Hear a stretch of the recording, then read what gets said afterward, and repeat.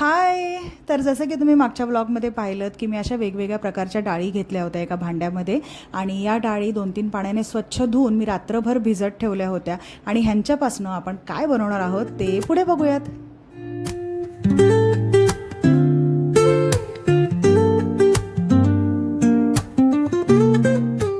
सगळ्या डाळींसोबत मी 1 चमचा मेथी दाणे आणि 1 चमचा जिरेसुद्धा घातलं होतं आणि हे सगळं रात्रभर छान भिजल्यानंतर दुसऱ्या दिवशी सकाळी आपल्याला वाटायचं आहे.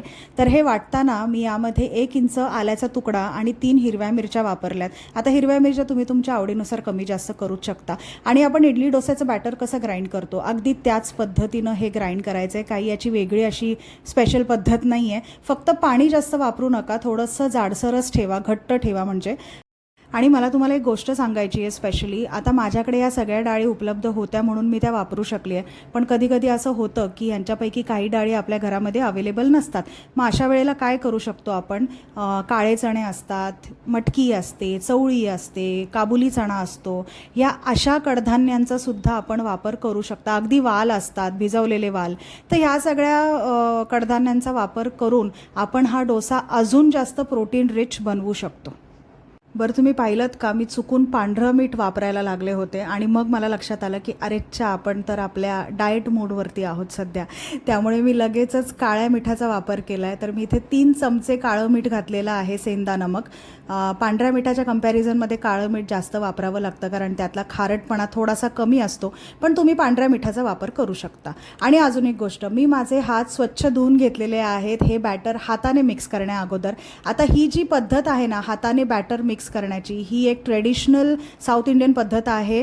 ह्याने या बॅटरमध्ये एअर इनकॉर्पोरेट होते, म्हणजे हवा जनरेट होते आणि त्यामुळेच आपला डोसा, इडल्या, अप्पे जे काही आपण या बॅटरपासून बनवणार आहोत ते सगळं छान बनतं, व्यवस्थित बनतं.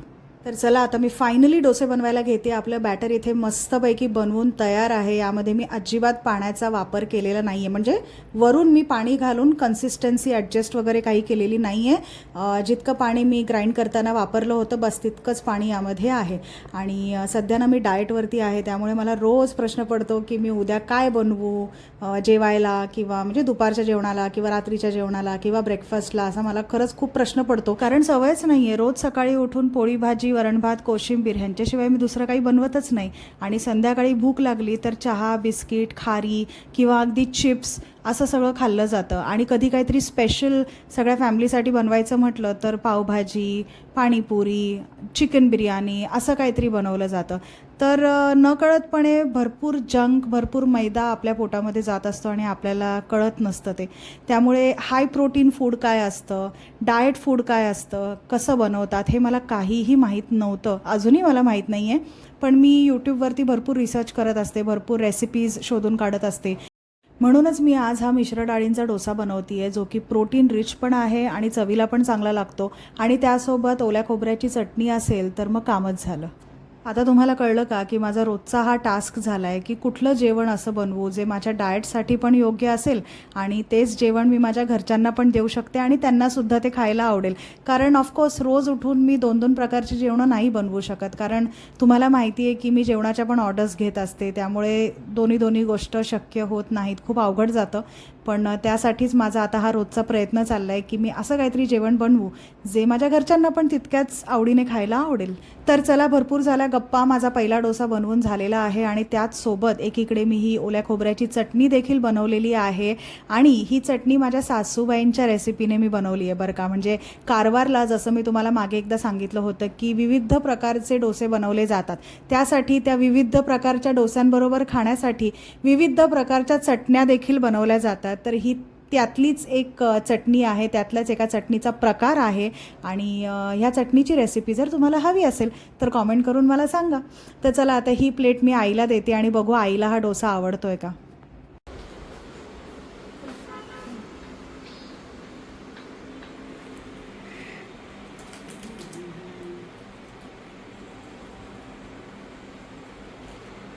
ही मम्मीच्या स्टाईलची चटणी आहे, कारवार स्टाईलची.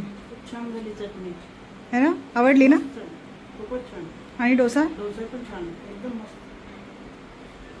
तर आपल्या आईला डोसा आणि चटणी आवडलेला आहे आणि हे बघून मला सुद्धा खूप आनंद झालेला आहे आणि त्यामुळे मी तिला आता पटापट गरम गरम डोसे सर्व करते आणि ती सुद्धा खूप आवडीने खाते. तिला भरपूर आवडले डोसे आणि चटणीसुद्धा. आज नेमका अमित घरी नाही आहे, तो कांदिवलीला गेला आहे जसं की तुम्हाला माहिती आहे. आज जर तो घरी असता आणि त्याने हे डोसे खाल्ले असते तर मला खात्री आहे की त्याला हे डोसे खूप आवडले असते, कारण तो एक डोसाप्रेमी माणूस आहे आणि लहानपणापासून डोसा खाऊनच मोठा झालेला आहे, कारण तो कारवारचा आहे. माझ्या सासूबाईंकडे डोस्याच्या अनेक विविध रेसिपीज आहेत. त्यातली एक रेसिपी मी तुमच्यासोबत आपल्या चॅनलवरती शेअर केलेली आहे. तो व्लॉग जर तुम्ही बघितला नसेल तर प्लीज जाऊन बघा, त्याची लिंक मी डिस्क्रिप्शन बॉक्समध्ये देते आहे.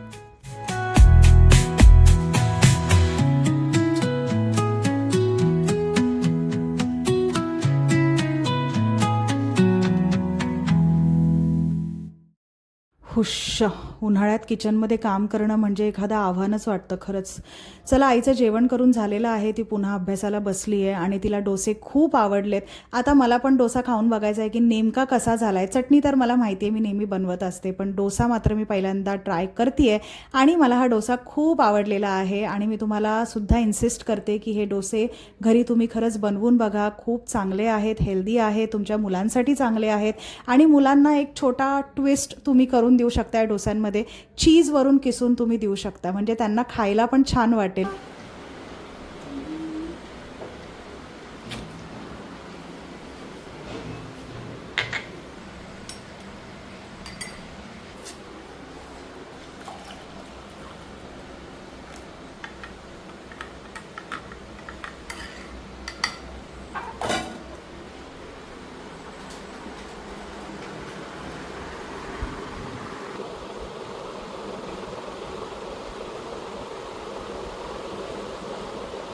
चला, माझं जेवण करून झालं आहे, किचन आवरून झालं आहे, इतर कामंसुद्धा करून झालेली आहेत आणि आता संध्याकाळचे 4:45 वाजलेत आणि माझी ब्लॅक कॉफी प्यायची वेळ झाली आहे. तशा काही मी वेळी ठरवल्या नाही आहेत, पण दिवसातनं 4 कप ब्लॅक कॉफी मी पिते.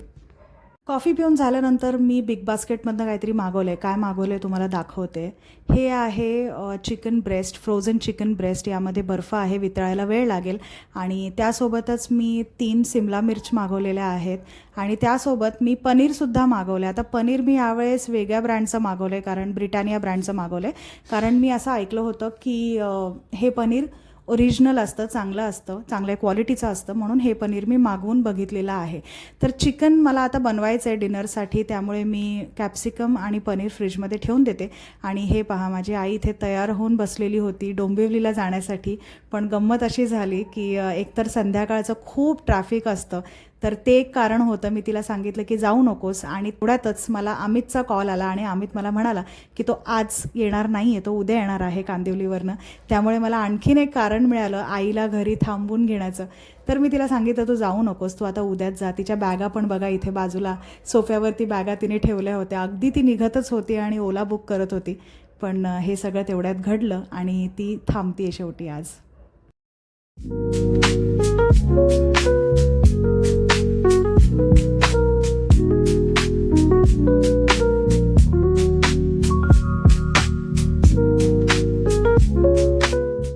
तर जसं की तुम्ही बघताय, मी चिकन न बनवता पनीर बनवलेलं आहे. चिकनमध्ये खूप बर्फ होता आणि त्याला वितळायला खूप वेळ लागणार होता, हे माझ्या लक्षात आलं आणि माझ्याकडे तेवढा वेळ नव्हता थांबायला, त्यामुळे मी पनीरच बनवलं आहे.